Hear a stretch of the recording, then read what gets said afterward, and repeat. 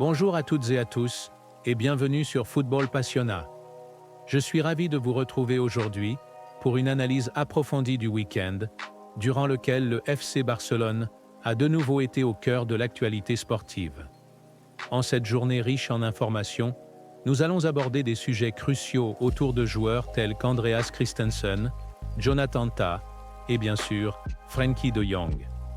J'espère que vous avez passé un week-end agréable et que vous êtes prêts pour cette immersion dans les coulisses de l'un des clubs les plus emblématiques du monde. Installons-nous confortablement et débutons avec un hommage mérité à l'un des fleurons du Barça, l'équipe féminine, dont les exploits ne cessent de nous émerveiller. Durant cette trêve internationale, le Barça féminin a une nouvelle fois démontré sa suprématie, et ce, de manière spectaculaire. Vous vous souvenez sans doute de cette rencontre historique lorsque l'équipe masculine a infligé une défaite cinglante au Real Madrid au stade Santiago Bernabéu, avec un score impressionnant de 4-0. Une prestation que nous pensions difficilement égalable, jusqu'à ce que les féminines du Barça entrent en scène et répliquent par une performance identique face à leur rivale madrilène. Cette victoire, marquée par un score sans appel de 4-0, souligne une domination sans précédent dans le Classico féminin. À ce jour, le Barça féminin n'a jamais cédé face au Real Madrid, remportant chaque confrontation avec brio et finesse. Leurs résultats illustrent une maîtrise totale, une cohésion d'équipe irréprochable et un talent exceptionnel qui mérite toute notre admiration. Au-delà des statistiques, c'est la manière dont elles jouent, leur engagement, leur volonté de toujours repousser les limites, qui doivent être célébrés. Ces exploits soulèvent des questions intéressantes sur l'évolution du football féminin et la place du Barça dans cette dynamique.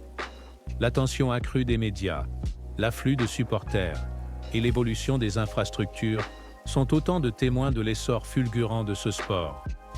Le succès du Barça féminin est le reflet d'un travail acharné et d'une vision ambitieuse. Le chemin parcouru témoigne de leur capacité à non seulement tenir tête, mais à surpasser leurs adversaires les plus coriaces.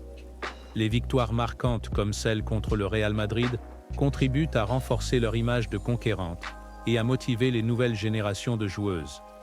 C'est un symbole d'excellence et de persévérance. Cela étant dit, tournons notre attention vers un sujet d'inquiétude qui anime les discussions autour du Barça. Lamine Yamal. Ce jeune talent, source d'espoir et d'attente pour de nombreux supporters, traverse une période délicate. Sa blessure à la cheville, survenue juste avant la trêve internationale, a suscité de légitimes préoccupations. Une blessure à cet âge peut être sensible, et le processus de récupération doit être suivi avec une attention particulière. Nous avons appris qu'il ressent encore de l'inconfort lorsqu'il ne porte pas de bandage protecteur, ce qui pose la question de sa disponibilité pour le prochain match face au Celta Vigo. Le Barça aimerait bien sûr compter sur lui, mais il est fondamental de ne pas brûler les étapes. Rétablir Yamal doit passer avant toute chose. Nous devons le voir évoluer sur le long terme, sans risques inutiles. Trop souvent, des carrières prometteuses sont mises à mal par des retours précipités de blessures. Le staff médical et l'entraîneur doivent œuvrer main dans la main pour garantir que sa récupération soit menée à bien. La gestion des jeunes joueurs est d'autant plus cruciale dans le contexte actuel du football moderne. Avec des calendriers chargés, des attentes démesurées et une pression médiatique constante, il est facile d'oublier que des prodiges comme Lamine Yamal sont encore en phase de développement. Les blessures doivent être traitées avec patience et discernement. Il est préférable de le laisser se reposer, même si cela signifie un manque à court terme, afin de préserver son potentiel sur le long terme. Une carrière est marquée par des choix judicieux, et chaque étape compte. Parlons maintenant d'un cas qui soulève bien des interrogations, Andreas Christensen. Depuis quelque temps, son absence sème le doute et alimente les débats parmi les supporters et observateurs du Barça. Où est passé ce défenseur central qui, il faut le rappeler, avait montré une grande solidité lors de son arrivée au club? L'absence prolongée de Christensen est due à une blessure au tendon d'Achille, et bien que certains signes laissent espérer un retour prochain, son avenir au club paraît incertain. En effet, il semble que le FC Barcelone ne l'intègre pas dans ses plans à long terme. Cette situation reflète la complexité de la gestion des effectifs dans un club de l'envergure du Barça, où chaque choix peut avoir des conséquences importantes. Dans le même temps, les médias font état de contacts entre le Barça et Jonathan Tah, défenseur du Bayer Leverkusen, dont le contrat arrivera à échéance cet été.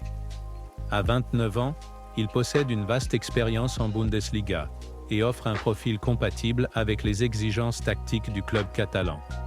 Son acquisition à coût nul s'inscrirait dans la politique actuelle du Barça, visant à maximiser les opportunités du marché tout en gérant les ressources financières de manière astucieuse. Si cette manœuvre permettrait d'engranger des bénéfices en vendant Christensen, il convient de se demander si un tel choix est judicieux. Christensen a fait preuve de régularité et de polyvalence lors de ses performances, occupant même un rôle de milieu de terrain lorsque cela s'avérait nécessaire. Le mettre de côté pourrait sembler sévère, mais c'est peut-être le reflet d'une stratégie globale visant à renouveler et dynamiser l'effectif. En parlant de renouvellement, il est intéressant de noter que le Barça ne manque pas d'options en défense centrale, avec des joueurs tels que Pau Cubarsí, Íñigo Martínez ou encore Ronald Araujo, qui est sur le point de revenir de blessure. Cela ouvre la porte à une concurrence accrue, mais aussi à des décisions stratégiques complexes. Le départ éventuel de Christensen, couplé à l'arrivée possible de Jonathan Tah, soulève des questions sur l'équilibre entre expérience, jeunesse et continuité. Comment le club peut-il assurer une transition harmonieuse tout en restant compétitif au plus haut niveau? C'est une question qui mérite toute notre attention. Passons maintenant à un dossier particulièrement délicat. Frenkie de Jong. Le talentueux milieu de terrain néerlandais traverse une période difficile depuis sa blessure, et il a récemment admis ne pas être à 100% de ses capacités. Cette franchise, rare dans le milieu du football, mérite d'être saluée. Frenkie explique qu'il ressent encore une certaine appréhension lorsqu'il joue, un sentiment qui freine son retour à son meilleur niveau. Il est évident que ce processus prendra du temps, mais le dilemme est réel. Faut-il lui accorder un temps de jeu important pour qu'il retrouve ses sensations, ou procéder de manière progressive pour éviter toute rechute? Ce genre de décision est complexe et peut avoir un impact significatif sur la dynamique de l'équipe. Nous savons que Frenkie de Jong est un joueur clé dans l'entrejeu du Barça, capable de dicter le rythme du jeu, de distribuer les ballons avec précision et d'apporter une touche de créativité précieuse. Cependant, sa situation actuelle nous rappelle que même les meilleurs peuvent être fragiles. Dans un club où chaque minute de jeu compte, notamment en Ligue des Champions ou en Liga, trouver l'équilibre entre les ambitions sportives et la préservation des joueurs est essentiel. Je crois fermement que le retour de Frenkie doit se faire en douceur. Ce processus progressif lui permettra de retrouver sa pleine capacité physique, sans risquer une rechute, tout en apportant progressivement sa contribution à l'équipe. Pour conclure ce long échange, je tiens à rappeler que le FC Barcelone traverse une période marquée par de nombreux défis et opportunités. La situation de Christensen, l'éventuelle arrivée de Jonathan Tah et la récupération de Frenkie de Jong témoignent d'un club en constante évolution, cherchant à s'adapter aux réalités économiques et sportives. Ce qui est certain, c'est que chaque décision aura un impact durable. J'espère que cette analyse vous a permis d'y voir plus clair et d'apprécier la complexité des choix auxquels le Barça doit faire face. N'hésitez pas à partager vos réflexions dans les commentaires. Quels sont vos avis sur les différentes situations abordées aujourd'hui? Pensez-vous que Christensen mérite une nouvelle chance? Jonathan Tah serait-il un renfort adéquat? Et comment géreriez-vous le retour de Frenkie de Jong? Je suis impatient de lire vos avis et de poursuivre cette discussion avec vous.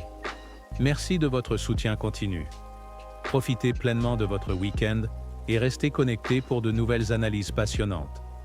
À très bientôt sur Football Passionnat.